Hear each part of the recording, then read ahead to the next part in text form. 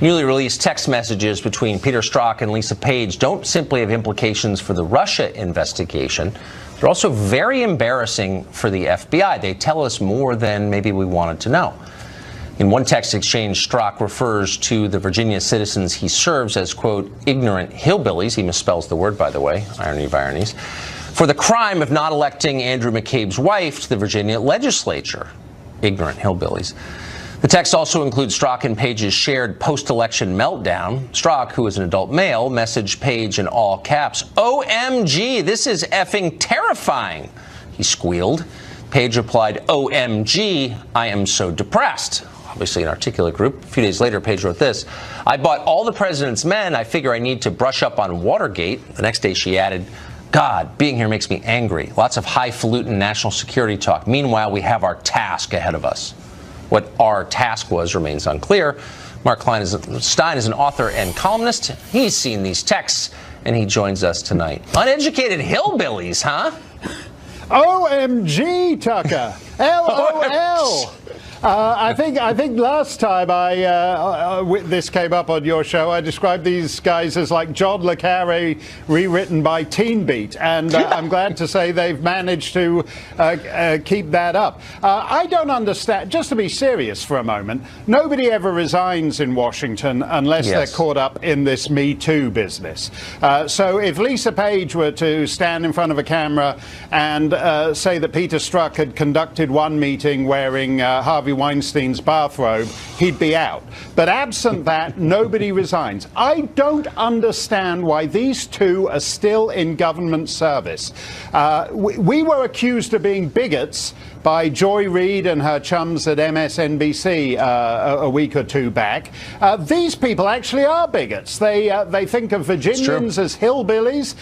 They think of Romanians as sleazy. At one point they're talking about this guy Guccifer, the big internet guy in Romania, who is described as a sleazy Romanian, and Lisa Page struck back that all Romanians are sleazy.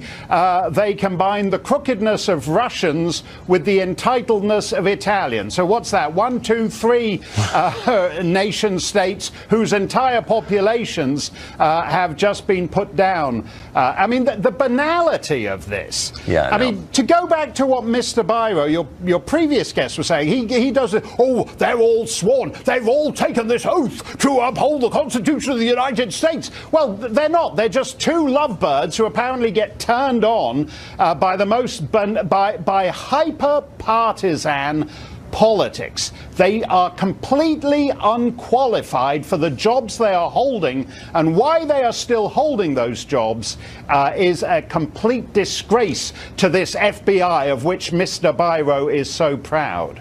Well, because no one is ever fired from the federal government. You're more likely to die in the job than to be fired from a federal job. So maybe that's part of the problem. But you sort of wonder, like, what's the FBI response to this? Well, the FBI response has been to protect itself. You know, this goes right back to when the Bureau of Investigation was set up by 110 years ago, 1908, I think, and Congress was actually so concerned that the Attorney General then, Bonaparte, the guy who was Napoleon's nephew or whatever he was, Attorney General Bonaparte specifically assured Congress that the FBI would not be used to monitor political dissent or to set loose investigations on politicians at the behest of their partisan opponents in the White House. Well, we're seeing more and more clearly that that's actually 110 years later, that's the two things the FBI is doing.